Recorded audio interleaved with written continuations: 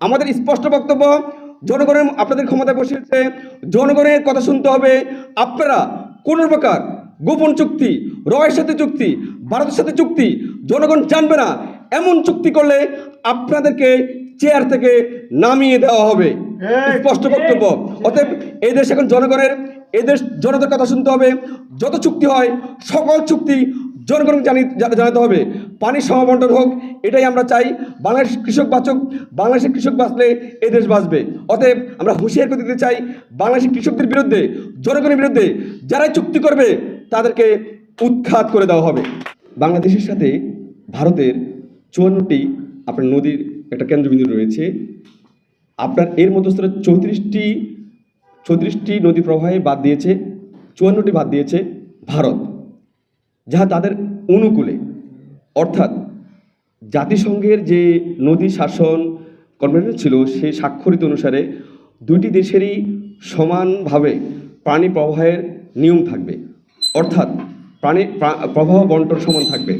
কিন্তু ভারত যে বাঁধগুলো দিয়েছে তাদের অনুকূল চিন্তাভাবনা করে তারা বাঁধগুলো দিয়েছে, যে কারণে আপনারা দেখতে পাবেন যখন বর্ষাকাল তখন তাদের যে পানিগুলো ইচ্ছে মতো তারা পানিগুলো বাঁধগুলো খুলে দেয়, এতে করে বাংলাদেশে মানে প্রকট আকারে বন্যা ধারণ করে। প্রত্যেক কয়েকটি জেলা কিন্তু আপনার ভেসে যায়। আবার যখন বাংলাদেশে পানির প্রয়োজন হয় তখন তারা বাঁধগুলো বন্ধ করে দেয়। কিন্তু দরকার ছিল নিয়ম, মানে স্বাক্ষর অনুসারে দরকার ছিল যে আপনার সমান বন্টন, অর্থাৎ অন্য দেশে যাতে ক্ষতি না হয়, সমান প্রক্রিয়া চলা। কিন্তু আমরা দেখছি যে ভারত বরাবরই শুষ্ক মৌসুমে তারা পানি কিন্তু স্টপ করে দেয়, এতে করে বাংলাদেশের কৃষকরা সে পরিমাণ পানি পায় না। আমি 2-3টা পয়েন্ট দিয়ে শেষ করব। নাম্বার ওয়ান পয়েন্ট হচ্ছে যে আমরা জানি না বিগত সরকার যে নদী শাসন কমিশন ছিল, এই কমিশন ভারতের নদী শাসন কমিশনের সাথে কি স্বাক্ষর করেছে, কি চুক্তি করেছে। আমরা জানি যে স্বাক্ষরগুলো বা যে চুক্তিগুলো হয়েছে সবগুলো ভারতের অনুকূলে ছিল, বাংলাদেশের প্রতিকূলে ছিল। তাই সবসময় বন্যার সময় বাংলাদেশ ভেসে যায়, আর শুষ্ক মৌসুমে পানি আমরা পাই না।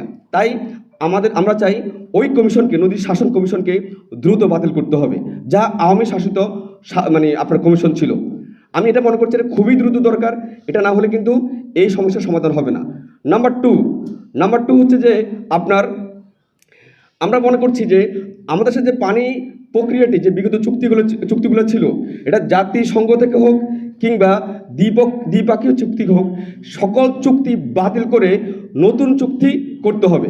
কারণ নতুন চুক্তির মধ্যে কি আমরা বুঝতে পারবো যে আসলে ওরা কি চুক্তি করছে। বিগত চুক্তিগুলো আমরা কখনোই জানতো না।